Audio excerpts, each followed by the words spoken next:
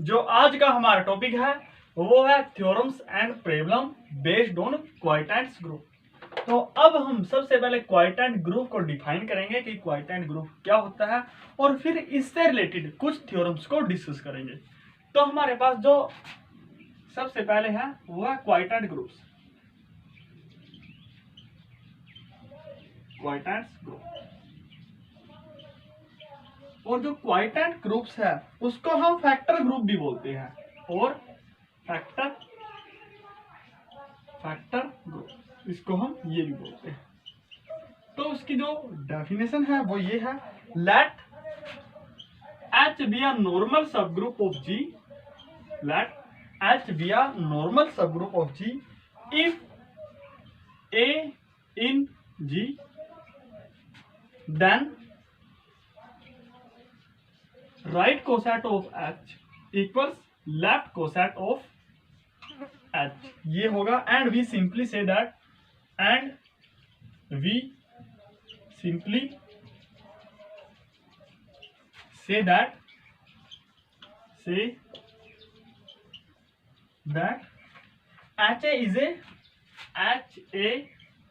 is a coset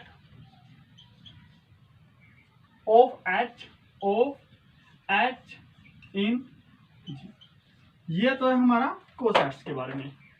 अब हमारा जो सेट है, let H be a set by H, G by H, इसको हम ऐसा बोलते हैं।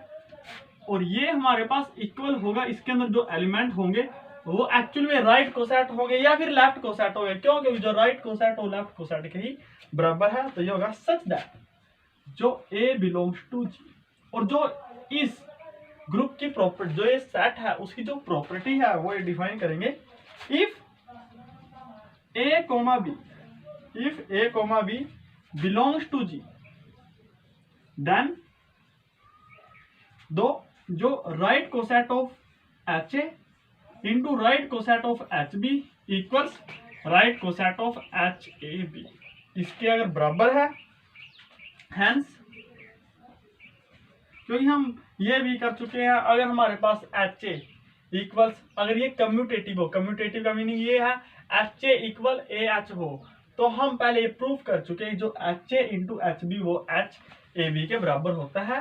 तो hence the set G by H of all coset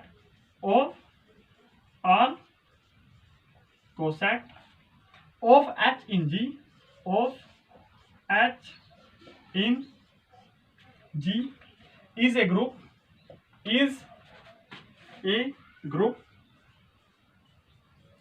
with respect to multiplication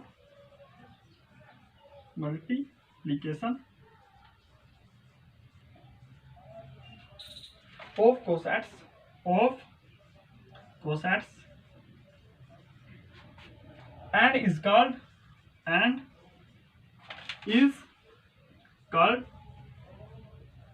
a quotient group of G by H। तो ये है हमारा, वो है डिफाइन ऑफ क्वाइटेंट ग्रुप या फिर फैक्टर ग्रुप। अब जो आइडेंटिटी एलिमेंट है G ओवर H की, वो एक्चुअली में H ही है। तो हम यहां पर लिखेंगे the identity element of quotient group G by H is H। तो ये है हमारे पास। अब हम थ्योरम्स को डिस्कस करेंगे और जो थ्योरम फर्स्ट है वो ये है, so that every quotient group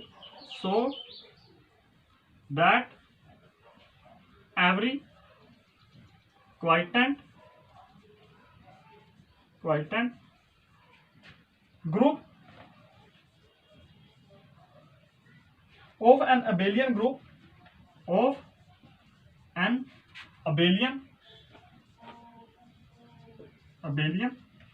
group is abelian, group is abelian. और जो इसका प्रूफ है वो बिल्कुल सिंपल है। तो इसका प्रूफ है जो वो ये है, let G be abelian group, let G B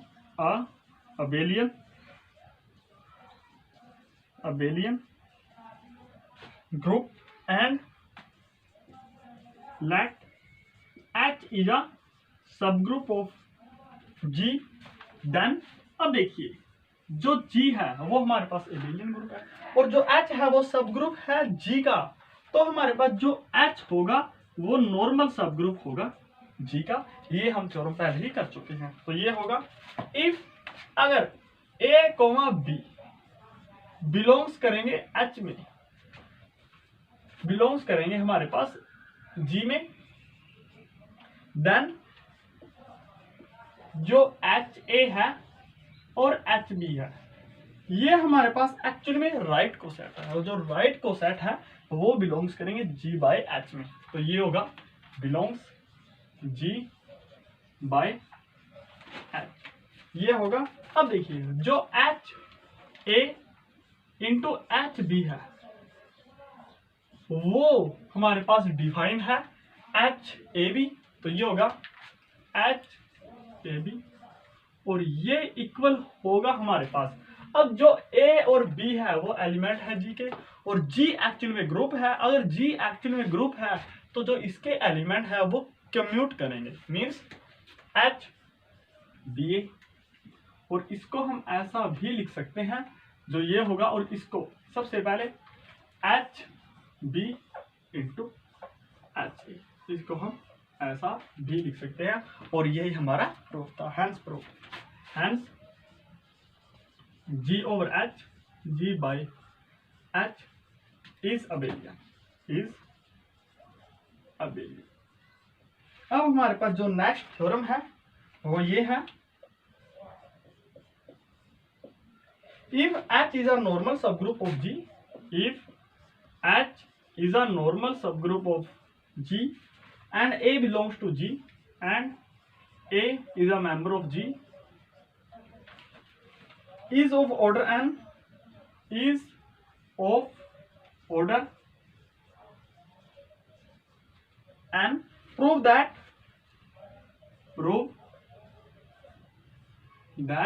हमने प्रूफ करना है, prove that if order of right coset of HA equals m, then m divides m,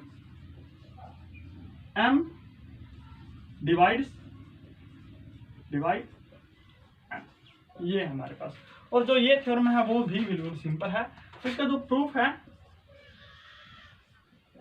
वो ये हमारे पास, we know that the identity. अब हम सभी जानते हैं कि जो आइडेंटिटी एलिमेंट है G और H की वो एक्चुअली में H ही है। तो ये होगा we know that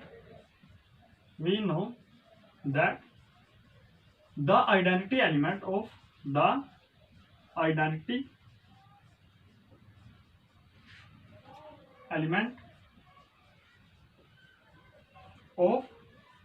G by H is H if E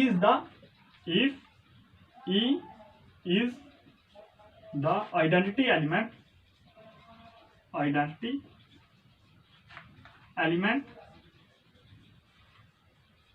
of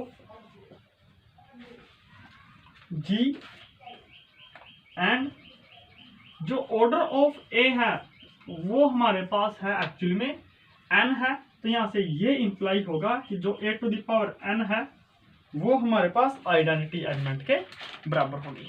अब देखिए देयरफॉर इसलिए जो हमारे पास h into A to the power n होगा वो हमारे पास h और जो A to the power n है वो आइडेंटिटी है। तो ये होगा E मीन्स h। तो यहां से ये इंप्लाई होगा कि जो h A to the power n है वो हमारे पास h के बराबर है। अब देखिए जो ये होगा h वैसे का वैसा ही, जो A to the power n है उसको हम a that is on a। इसको ऐसा लिख सकते हैं, और जो ये है वो n टाइम्स है, तो ये होगा हमारे पास h(a⁴n), और ये एक्चुअली में है h के बराबर। अब जो ये है वो एक्चुअली में HA into HA that is on HA equals h(a⁴n) equals h, ये होगा। और इसी प्रकार जो h(a⁴n) है वो हमारे पास h(a⁴n) है, और वो हमारे पास h के बराबर है। तो आप यहां देख सकते हो कि जो h(a⁴n) अगर n वो आइडेंटिटी एलिमेंट के बराबर हो, तो इसका मीनिंग ये है कि जो ऑर्डर ऑफ HA है वो हमारे पास n से लेस देन होगा या फिर इक्वल होगा। तो ये होगा हमारे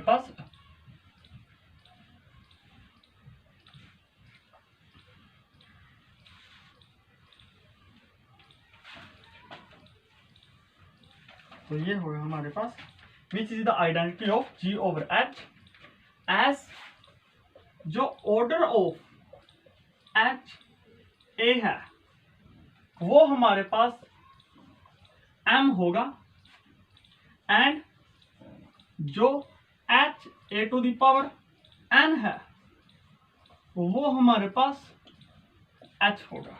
तो यहां पर हमें प्राप्त होगा जो m है वो डिवाइड्स करेगा हमारे पास n को, और ये हमने एक थ्योरम की हुई थी, दैट इज इफ जो ऑर्डर ऑफ A वो हमारे पास m है, देन a⁴n इक्वल्स आइडेंटिटी होगा इफ एंड ओनली इफ जो m है वो डिवाइड्स करेगा n को।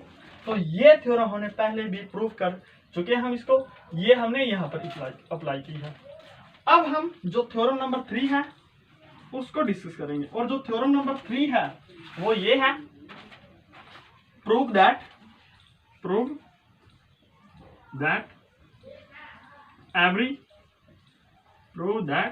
every quotient group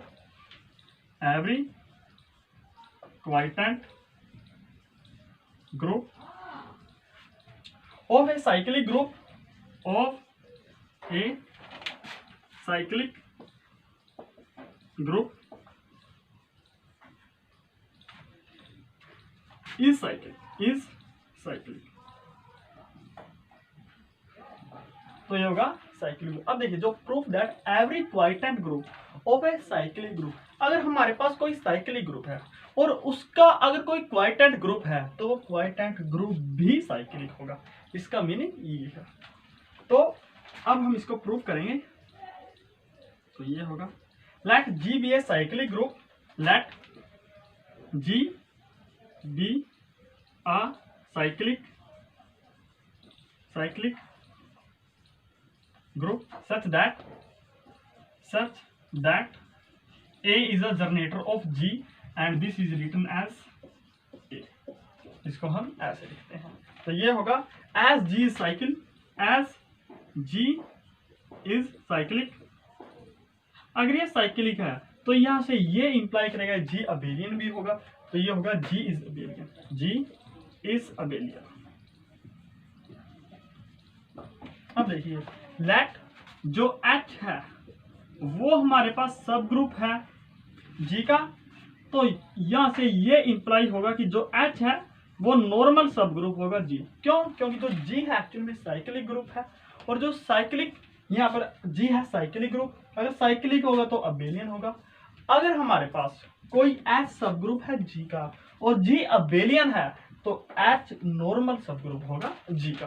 तो ये होगा हमारे पास लेट जो a⁴n है अगर वो बिलोंग्स करेगा हमारे पास G में, देन जो a⁴n है वो बिलोंग्स करेगा हमारे पास G/H में, इसमें बिलोंग्स करेगा।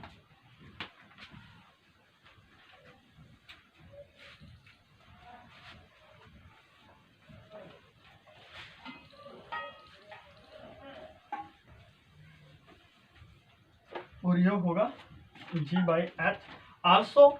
और हम ये भी प्रूफ कर चुके हैं कि जो H a⁴n है वो हमारे पास HA⁴n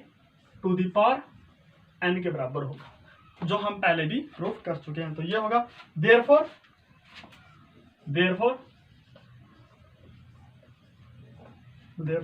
G/H, जो G/H is a cyclic group. क्यों? क्योंकि यहां पर जो एक्चुअली में ये है HA⁴n है, वो अगर बिलोंग्स करेगा G/H में, तो HA भी बिलोंग्स करेगा G/H में।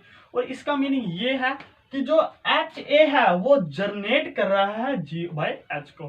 तो ये होगा therefore G/H is a cyclic group with generator HA, with generator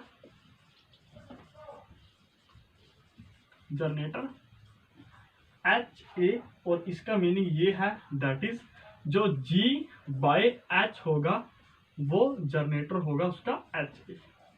और यही हमने प्रूव करना था। तो hence proof.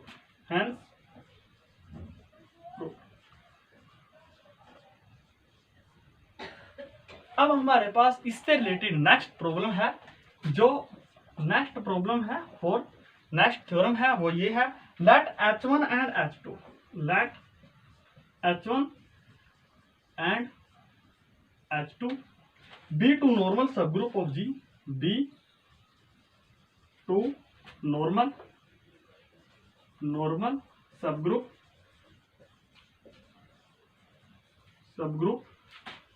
of G, then prove that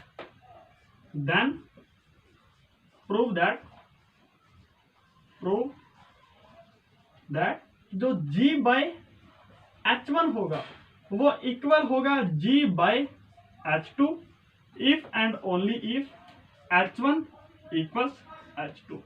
और यहां पर जो कंडीशन है वो इफ एंड ओनली इफ किया, तो हमने दो केस प्रूव करने होंगे। फर्स्ट सफिशिएंट कंडीशन, फर्स्ट हमारी नेसेसरी कंडीशन और सेकंड है सफिशिएंट कंडीशन। तो हम सबसे पहले प्रूव करेंगे the condition is necessary, the condition is necessary. और हमें पता है जो नेसेसरी कंडीशन में होता है वो ये मानकर चलते हैं जो हमारे पास गिवन है। तो लेट अस गिवन दैट कि जो G/H1 इक्वल है G/H2 and we have to prove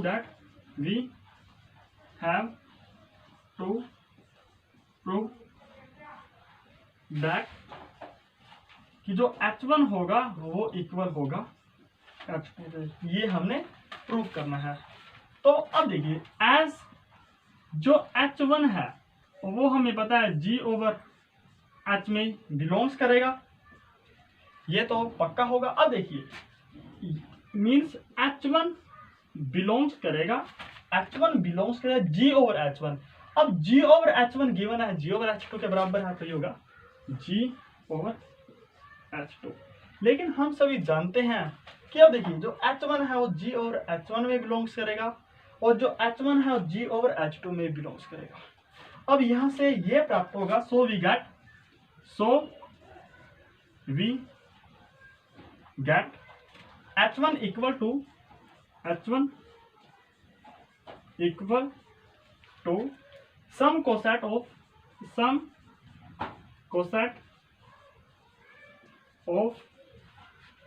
H2 in G। But लेकिन हम सभी जानते हैं जो कोसेट होते हैं वो या तो आपस में इक्वल होते हैं और या फिर म्यूचुअली डिसजॉइंट होते हैं। तो ये होगा but two coset are either equal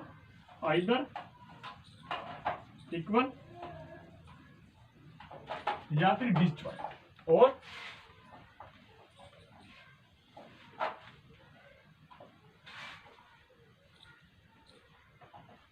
और डिसजॉइंट, या तो इक्वल होगा या फिर हमारे पास डिसजॉइंट होगा। अब देखिए इसलिए तो ये होगा। सो अब देखिए, अगर हमारे पास ये डिसजॉइंट तो हो नहीं सकते, क्यों? क्योंकि यहाँ पर जो belongs H1 G over H1 में भी कर रहा है और जो H1 G ओवर H2 में भी कर रहा है, तो यहाँ पर जो इक्वल होगा यहाँ पर होगा हमारे पास। सो जो H1 है वो हमारे पास H2 के बराबर होगा। अब जो नेक्स्ट कंडीशन है वो ये है, द कंडीशन इज सफिशिएंट। और हमें पता है जो सफिशिएंट कंडीशन होती है, जो हमारे पास सफिशिएंट कंडीशन होती है, उसमें हमारे पास जो गिवन है उसको हम प्रूव करेंगे, और जो हमारे पास प्रूव करना होता है उसको हम गिवन मानकर चलेंगे। तो यह होगा let us given that H1 equals H2 and we have to prove that G over H1 equals है G over H2, और ये तो बिल्कुल सिंपल ही है। अब हम लेट G over H1 वो बराबर होगा G ओवर, अब देखिए जो H1 इक्वल H2 है तो हम H1 के स्थान पर H2 भी लिख सकते हैं, हैंस प्रूफ, और यही हमने प्रूव करना था। अब हम जो हमारा लास्ट प्रॉब्लम है और थ्योरम भी है उसको हम डिस्कस करेंगे। तो ये है, if G is a finite group, if G is a finite group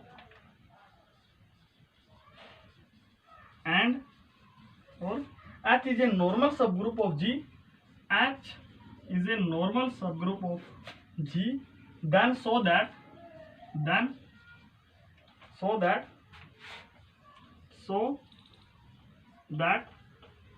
जो ऑर्डर होगा G बाय H का वो हमारे पास ऑर्डर होगा G का ओवर ऑर्डर ऑफ H, ये होगा। अब हम जो मानकर चलेंगे वो ये मानकर चलेंगे लेट जो order of G over H है उसको हम R मानकर चलेंगे, और जो ग्रुप है G वो फाइनाइट है, और हम इसका मान लेंगे कि इसमें R राइट कोसेट है। तो ये होगा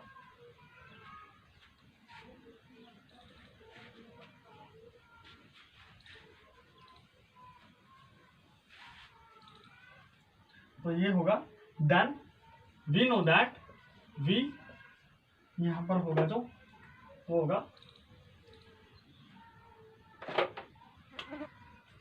वी नो दैट